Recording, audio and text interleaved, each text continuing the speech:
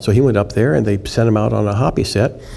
Wrangler said, you ever ride a horse? He said, oh yeah, I've never been on a horse in his life. So they suit him up and he goes to get on the horse and the horse kind of skitters away from him. So he takes it around to the building and puts it up against the building, hits it as hard as he can behind the ear. He says, I need this job.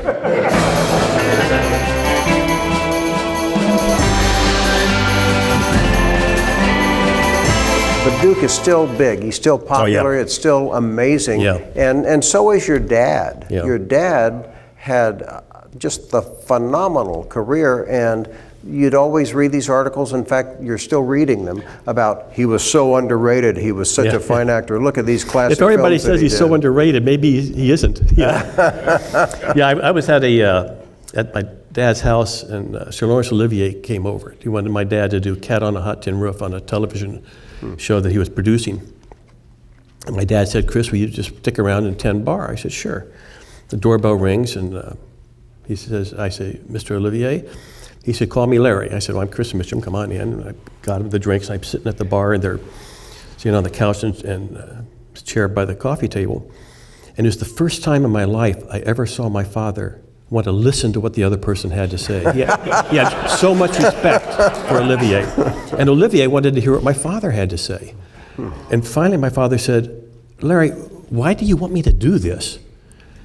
And Larry said, well, it's because you're the greatest intuitive actor alive today. I thought, wow, man. I was glad I was a fly on that wall. Well, get to hear that. That's great. There's a funny after story on that. They got talking about chili, and my dad was a lifetime member and judge at the International Chili Society. Well, he loved the Carroll Shelby chili, and Carroll was part of the group that ran that. And my dad finally told Larry, he said, well, I'll have my son bring you by a case of Carroll Shelby's chili. So the next day, my dad gives me the address. It's a little beach house down in Malibu that Olivier's renting.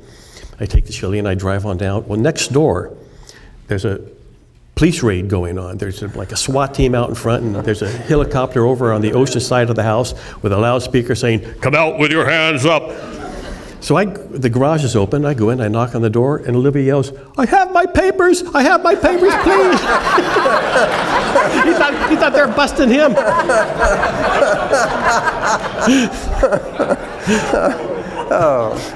Your dad was in one of my all-time favorite movies. In fact, it's perhaps the quintessential film noir, Out of the Past. Well, you know what? It's interesting. Monday,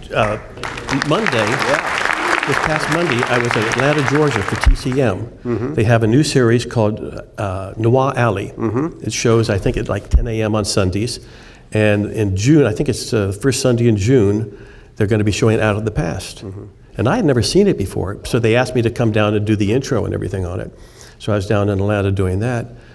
And that's a heck of a movie, boy. That is a good movie. Great. It's really good. Yeah. Everybody's good. And Jane Greer's so hot. Yeah. And Kirk is just on fire, and it's the second movie. Yeah, Greer was 22 years old. Kirk was like 26. My dad was like 26, 27. And they're all a bunch of kids. Yeah. They're dynamite. Beautifully shot, too. Yeah. I'm surprised you never saw that. I was 4 years old when it was made. Well, I wasn't even near, and it was like I've seen it 10 or 12 times probably. Well, I now own it, so. Okay, well, I'm not normal though. But a couple of his other films, I know he produced The Wonderful Country with Julie London. It's a beautifully shot film. Yeah, and he co-produced Cape Fear with Greg Beck. Yeah. Wow, he's so good. That Bernard Herrmann score in that is so scary too. Yeah. He was great.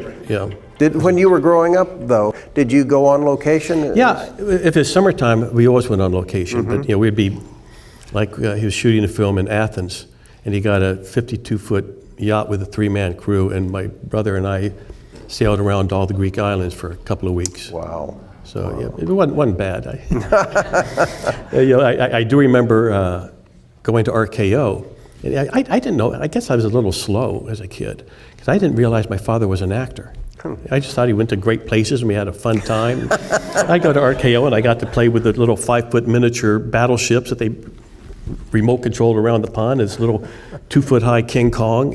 And I just thought he just worked at a neat place. I had no idea what he was doing there. Well, he did. He worked at a neat place, yeah. Then did you go on location of any Westerns that he was doing? No, no. I guess I must have, because I remember meeting William Boyd. Mm-hmm. And my father, he has 13 uncredited films with William Boyd. Yes, tell us about Hoppy. Yeah, well, I need to back up a little bit to how my dad started acting. He was down in Long Beach, living with his sister, Julie, whose real name is Annette, and I never have figured that one out.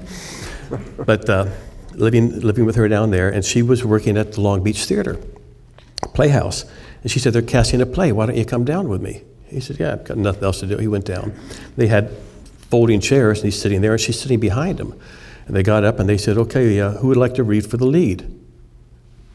Nobody raised their hand, so she went and goosed him. He said, all right, come on up. And he went up and read for it and got the part. And that's what started. His nickname throughout life, and nobody knew where it came from, was the Goose. And that's where it came from. But so he worked in the Hopalong Cassidy B. Yeah, well, an agent came down. They heard about this actor who was hot, and came down and said, you ever want to work in movies? Give me a call. So he went up there, and they sent him out on a Hoppy set. Wrangler said, you ever ride a horse? He said, oh, yeah, I've never been on a horse in his life. So they suit him up, and he goes to get on the horse, and the horse kind of skitters away from him. So he takes it around to the building, puts it up against the building, hits it as hard as he can behind the ear. He says, I need this job. Gets on the horse, stays on it all day long. At the end of the day, he's getting off the horse. The wrangler says, wow. He said, I didn't think you're going to be able to ride him. He said, why not? He said, you know that hat you're wearing? The guy who was wearing that yesterday is dead. The horse killed him. That's why you got the job. So that was his first day at work on a Western. Yeah, but he ended up doing, I think, 43 Westerns. He's in the Cowboy Western Hall of Fame in Oklahoma City. He got his golden boot, too. Got a golden boot, yeah. And with the Hoppy films, though, he worked his way up from being like the third bad guy. The fifth guy to the fourth. Then he was a good guy. Yeah, well, the one that when they finally heard him speak with that baritone voice was Hoppy Serves a Writ. And I actually have the wanted poster on my wall from that movie. Mm-hmm. People heard that voice and said, whoa, we better take another look at this guy. Well, and then you said when you were younger, you met William Boyd, too. Yeah. But you knew you'd been watching Hoppy movies, right? Oh, yeah. And Saturday we'd go down. In fact, I remember when we were living up on Oakland Drive in the Hollywood Hills, the little theater down the road would have Saturday matinees, and one of them was a Lash LaRue movie, and Lash LaRue was there doing, showing his whip. And he got my brother up on stage, and they knocked a cigarette out of my brother's mouth. What was he doing smoking at I was going to say, I think that's when he started smoking. And so did Hoppy or William Boyd know that you were Bob Mitchum's Oh, yeah, kid? My dad took me on the set to meet him and everything. And my mother, unfortunately, loved to throw things away when I went off to boarding school. So I had an autographed picture from him that she tossed. I'd like to have that back. Sure. I actually did find the same photo, but it's unautographed. And it's the one where he's got both his guns out. Yeah. He was great. He had a great laugh, too. Yeah. Of all your dad's movies, though, do you have a favorite? I like different movies for different reasons. I think Ryan's Daughter is probably one of the most artistic movies. It's a little long and a little slow, but it's beautifully shot. I think Cape Fear and Night of the Hunter are good, scary movies. I love The Sundowners with Deborah I do Carr. too. His accent, right Heaven on. Knows Mr. Well, when he did Ryan's Daughter, the Hollywood Reporter and the Variety were saying, tough guy Mitchum as an impotent Irish school teacher? This has to be the worst casting in the world. Well, my dad's one rule of acting, advice to me, was never get caught acting. And when he was at his best, he was seamless. And so when they ran the movie, both Bolt and David Lean thought, immediate Academy Award for this guy. He didn't even get nominated. However, he brought everybody else's level up. John Mills got an Academy Award. Sarah Miles got nominated for one because he was so good. He brought everybody up. But they couldn't catch him acting, so he didn't get even mentioned. He made it look easy. He just so natural. I actually, Dingle, Ireland, which is where they shot it, is a sister city of Santa Barbara, and the mayor of Dingle came over for a visit, and he told me, he said, boy, that is still remembered when they're shooting there. He said, your father had the perfect Dingle accent. And he also told me that the sales of Chivas Regal Scotch hit an all-time record when my dad was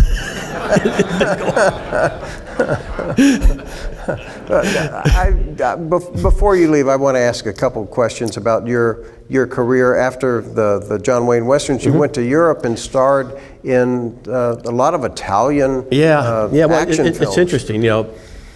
When I did Big Jake, I was on the cover of 17 magazine twice. I got the Photoplay Gold Medal Award. I was on the Johnny Carson Show 3 times. I got a job in Spain because of Big Jake, because the distributor of Big Jake in Spain was producing a film of his own, Summertime Killer, with Carl Malden and Olivia Hussey. And because of Big Jake, I got that job. Well, I got back from that, and I couldn't even get a job interview for 11 months. And I finally got a job interview for Steelyard Blues. And I walked in, and the casting director looked at me and she said, oh, you're that Chris Mitchum, I can't interview you. I said, why not? She said, because you starred with John Wayne. And anybody who had worked with Duke a lot, or any new star who worked with Duke, because he liked to work with conservative people, like-minded people, Hollywood that had gone very liberal during the Vietnam War, and Duke was very outspoken against the flag burners and people greeting our troop ships by throwing jars of urine on our troops. Anybody who worked with them was blackballed, just flat out. So it turned out that I got another job offer in Spain. Turned out the film I made in Spain was the biggest grossing film in Spain's history. I went over there, I had 2 more jobs my first day offered to me, so I moved to Spain for 3 years and started. I ended up starring in 60 films in 14 different countries around the world. Wow. Yeah. Well, a lot of people ended up doing that and just treated like kings over there, too. Oh, I got paid 5 times more for anything I did here, absolutely. Yeah. Did you end up learning the languages over there? I could say ni hao ma. Well, Kum si bari makrap, that's Thai. Yeah, well, I think on the cruise, didn't they have multinational? In the early days, I'd be speaking in English. Somebody from the Philippines, because I did a lot in Asia. I ended up becoming a martial arts star in Asia. A lot of, we'd have stars from different countries. So the Filipino guy would be speaking Tagalog, and the Mandarin guy was speaking Mandarin, the Cantonese guy speaking Cantonese, and I speaking English. So you don't have a clue as to what anybody's saying. So you'd have to listen to where they go, "Ee-yaw," and that's your cue to laugh, or that's your cue. And if they change their line, which actors do on occasion, I'm sitting there with egg on my face, and everybody's looking at me like, why aren't you talking? So it was a little rough. Then after a few years, they caught on that films shot in English have much better distribution worldwide. But most of the stuff they did there, people understand a kiss and they understand a punch. So that's why all those movies are sex and violence. And I remember doing them, and I thought, God, I'm so glad these things are never going to be seen in the United States. Then VHS was discovered. They're all here. Well, Summertime Killer is terrific, too. That is a good film. I like that film a lot. It was very well done. Yep. Well, I want to thank you for being here as part of our tribute to John Wayne, and it's been great talking to you. My pleasure. Thank you very much. Hi, I'm Rob Word, and I'm so glad you joined us today to watch this episode of A Word on Westerns. We have over 250 episodes up, and we've made them for people like you and for me who love Westerns. We're the only regularly scheduled talk show devoted to Westerns, and I want you to watch, comment, and share these episodes if you like them. All you have to do is go to this page right here, click on that, and subscribe. Thanks for watching.